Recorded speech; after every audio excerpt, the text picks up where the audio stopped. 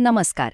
तर आज आपण CTET म्हणजे केंद्रीय शिक्षक पात्रता परीक्षेच्या तयारीबद्दल बोलणार आहोत.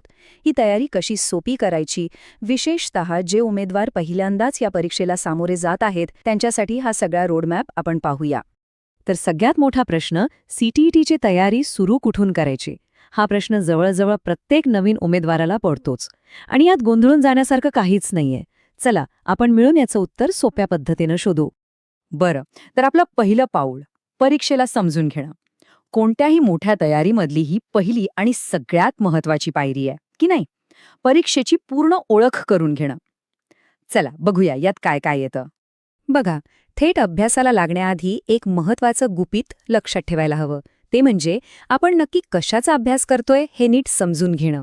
तज्ज्ञांच्या मते तयारीची खरी सुरुवात ही इथूनच होते, परीक्षेचा पॅटर्न, अभ्यासक्रम आणि त्याची रचना समजून घेण्यापासून. चला आता परीक्षेच्या महत्वाच्या आकड्यांवर एक नजर टाकूया. म्हणजे बघा, परीक्षा आहे एकूण 150 गुणांची. पास होण्यासाठी जनरल कॅटेगरीसाठी 90 गुण लागतात आणि SC, ST, OBC साठी 82. आता विषयांबद्दल बोलायचं झालं तर पेपर 1 मध्ये आहेत 5 विषय आणि पेपर 2 मध्ये 4.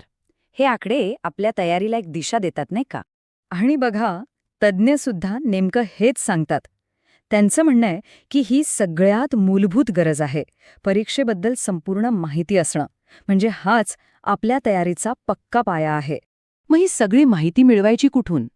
तर इकडे तिकडे भटकटण्यापेक्षा थेट अधिकृत स्रोताकडे जाणं कधीही चांगलं. CTET.nic.in ही वेबसाईट लक्षात ठेवा. इथे अभ्यासक्रम, जुन्या प्रश्नपत्रिका सगळं काही अधिकृतरित्या मिळेल. म्हणजे काय की आपला गोंधळ पूर्णपणे टळतो. ठीक आहे, तर आता वळूया आपल्या दुसऱ्या पायरीकडे, पद्धतशीर अभ्यास. इथे फक्त काय वाचायचं यावर नाही, तर कसं वाचायचं यावर आपण लक्ष केंद्रित करणार आहोत.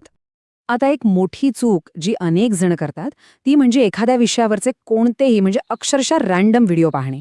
यामुळे काय होतं, वेळ वाया जातो आणि संकल्पनांमध्ये फक्त गोंधळ निर्माण होतो. एक साधा विचार करा, आपण कधी अर्धवट चित्रपट पाहतो का?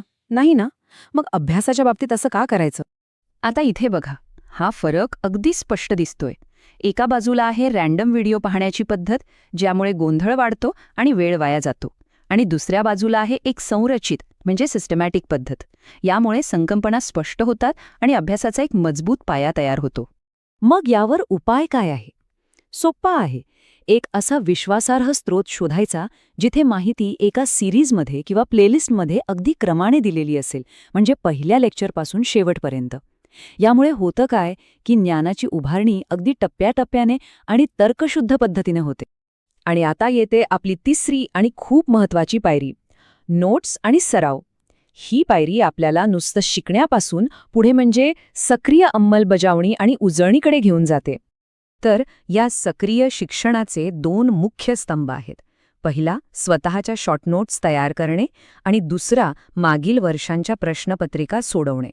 खरं सांगायचं तर प्रभावी उजळणी आणि सरावासाठी या 2 गोष्टी पायासारख्या आहेत. या 2 सवयी म्हणजे यशाची गुरुकिल्लीच ठरू शकतात.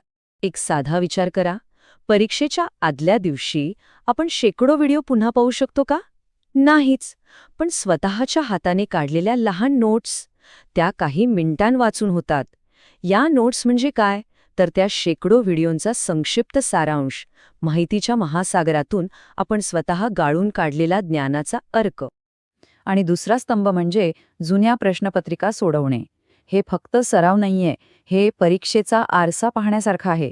यामुळे परीक्षेचं स्वरूप अगदी डोळ्यासमोर येतं, आपली तयारी नक्की कुठे कमी पडतीये हे कळतं आणि सगळ्यात महत्त्वाचं, आत्मविश्वास प्रचंड वाढतो. आणि सरावाचा परिणाम कसा दिसतो हे चित्र अगदी स्पष्ट दाखवतंय.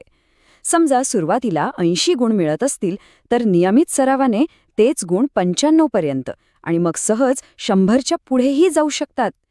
ही आहे सातत्यपूर्ण सरावाची ताकद. चला तर मग आत्तापर्यंत चर्चा केलेल्या सगळ्या मुद्द्यांना एकत्र करूया आणि आपल्या तयारीची एक स्पष्ट आणि सोपी रणनीती पाहूया. तर ही आहे यशाची सोपी त्रिसूत्री.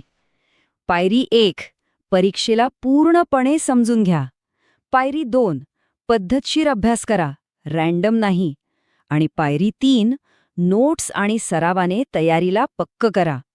ही रणनीती जर नीट अवलंबली तर ध्येय गाठणं नक्कीच शक्य आहे.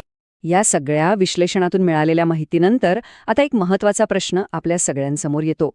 पहिल्याच प्रयत्नात CTET उत्तीर्ण होण्याची तयारी झाली आहे का? लक्षात ठेवा, योग्य दिशेने टाकलेलं पहिलं पाऊल यशाचा मार्ग निश्चितच सोपा करतं.